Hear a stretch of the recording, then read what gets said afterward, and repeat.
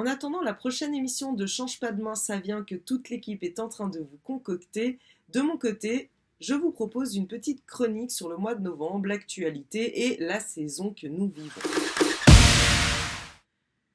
Ah, enfin, la fin de cette année 2020 approche.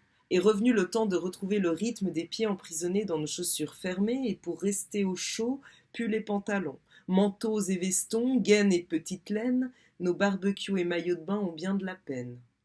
Précipitations et déluge d'automne, le ciel tonne et les nuages nous grugent. Le froid s'invite et infiltre nos intérieurs. L'univers aussi a ses humeurs.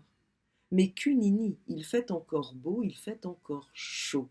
Les corps peuvent se dorer la pilule. Les fondus en terrasse pullulent, enfin, euh, ont pullulé, ont commencé à pulluler, bon, ont tenté de pulluler jusqu'à l'arrivée du Covid. De la Covid, pardon, parce que même si c'est un virus, ça reste féminin, voilà. Ah là là, Covid ici, Covid partout. Elle nous a muselé les naseaux et moi je vous le dis, elle va nous pousser à bout. À force de défoncer le système socio-médical, on perd tous les moyens de réponse nécessaires et adéquats. Et c'est pas les banques qui nous garantissent les soins. Toi. Ouais, non, mais je suis trop à bout. Je suis tellement à bout que moi qui ai toujours été peu fervente en maths, me voilà prête à vous faire une récitation de chiffres. Vous êtes prêts? À Genève. Ville d'environ 499 480 habitants. On compte un total de 379 décès à la date du 11 novembre, le jour où je rectifie cette chronique pour la mettre à jour. Ce même 11 novembre, au HUG, il y a 585 hospitalisations Covid-19 actives en cours, dont 28 aux soins intensifs. C'est ça la deuxième vague? Enfin, les vagues? Enfin, la, la pandémie? Bon, d'accord. Non, parce que je me dis, qu'est-ce qu'on fait des autres vagues, tu vois, des autres marées, des tsunamis, comme par exemple celui du cancer, qui affecte environ 41 700 personnes en plus chaque année en Suisse. Bon, en Suisse, c'est un pays de 8,57 millions d'habitants. Il y a eu 2 287 029 tests Covid, il y a eu 235 020 cas, 122 600 guérisons et 2 683 décès. Mais on ne sait pas trop si les tests sont positifs ou positifs actifs et on ignore également pour certains cas s'il y a eu hospitalisation ou non. Et puis bon, une amie dont le père est décédé d'un cancer en phase terminale a quand même eu son certificat de décès noté Covid-19. C'est un peu questionnant. Bon. 2683 morts en Suisse dus au Covid. C'est le pic tant attendu. La vague tant redoutée qui pointait son écume. C'est questionnant.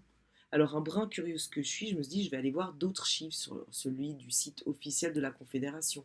Bon, je vous ai prévu, aujourd'hui, je me mets en animatrice des chiffres et du Covid. Alors, j'ai regardé les dernières stats. Celles disponibles sont celles de 2017. En Suisse, en 2017, il y a eu un total de 66 971 décès. Sur ces décès, il y a eu 421 morts dues à une cirrhose du foie alcoolique, 472 meurtres, 806 morts de maladies infectieuses genre tuberculose, fièvre jaune, choléra, ce truc-là, 1043 suicides, 1255 décès dus au diabète, 1362 victimes du cancer du sein, 4649 morts de maladies de l'appareil respiratoire, 6588 personnes mortes de démence. Alors ça, j'ai pas trop compris ce que c'était. Est-ce que c'est de vieillesse, de folie? Je sais pas comment on meurt de folie.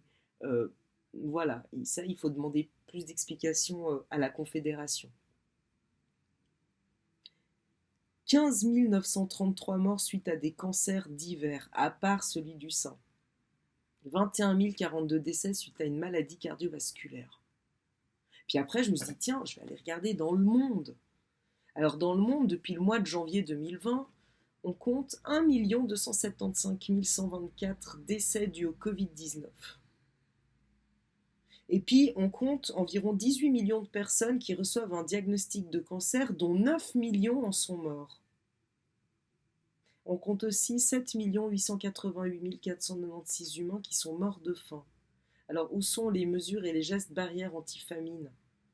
Bon, tout cela bout dans mon cerveau. Et puis je me dis que Si les États, l'OMS et nos petits lobbies de la santé se préoccupaient avec primauté des peuples pour les protéger et garantir leur santé, en vrai, ils ordonneraient l'arrêt de la production de cigarettes et de tabac. Ils mettraient une salle de sport libre accès gratuit dans chaque quartier.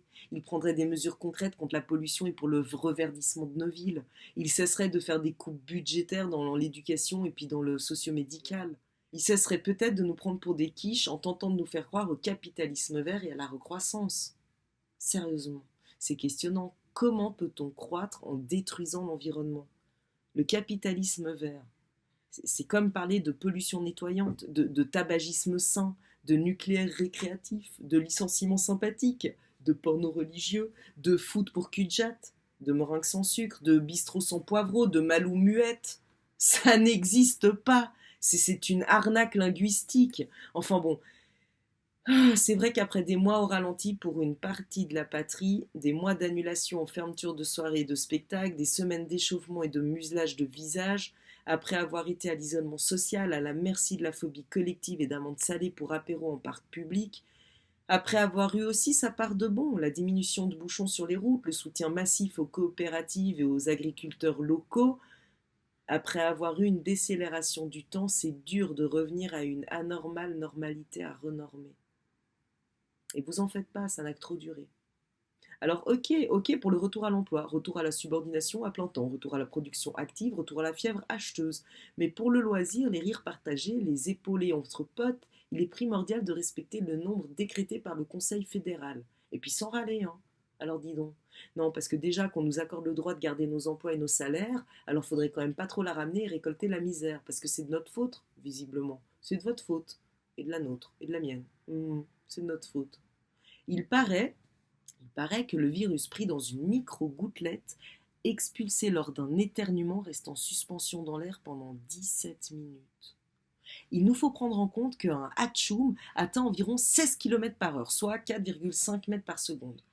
Selon les individus, il peut atteindre une vitesse très très rare de 50 km/h, projetant ainsi son fluide mucosalivaire sur une distance d'environ 9 mètres. Notre fluide corporel rempli de Covid, par exemple, émerge donc de la fosse nasale en nappe, puis ils se cassent en formant des cercles, ils s'étirant à leur tour en filaments dont naîtront les gouttes, qui se fragmentent en milliers de gouttelettes qui virevoltent dans l'air ambiant, balancées au gré du vent. Alors personne n'est à l'abri, qu'on se le dise. Personne n'est à l'abri. L'unique certitude, c'est qu'on va tous mourir. À choisir comment, j'ignore si on en aura le temps. L'unique certitude, c'est qu'on va tous mourir. Alors du Covid, du Roundup dans les tampons, des nouveaux cancers dont les traitements te coûteront encore plus cher que tes propres dents, de sécheresse du cœur due à l'enracinement à nos écrans, de famine à force de rendre infertile les terres, de guerre de cons à vouloir dominer la raison. Mais là maintenant, les feuilles jaunissent, elles rougissent, elles se posent pour dépérir ou servir de matière première pour un nid, puis elles se décomposent pour revenir, devenir de l'engrais, désagréger sa nature, une nourriture à arbre en quelque sorte, les racines en pâture de feuilles mortes. Je suis rassurée. Je suis rassurée car un jour la nature nous rendra ce qu'on lui a infligé. Ces vers nous dévoreront sans culpabilité pour nous chier le plus humblement du monde. Du compost à planète nous deviendrons. L'imposture du statut social restant sur ses dents, nous aurons participé à la plus grande expérience terrestre, la ronde d'une humanité paumée entre son monde névrosé et ses divinités. Ah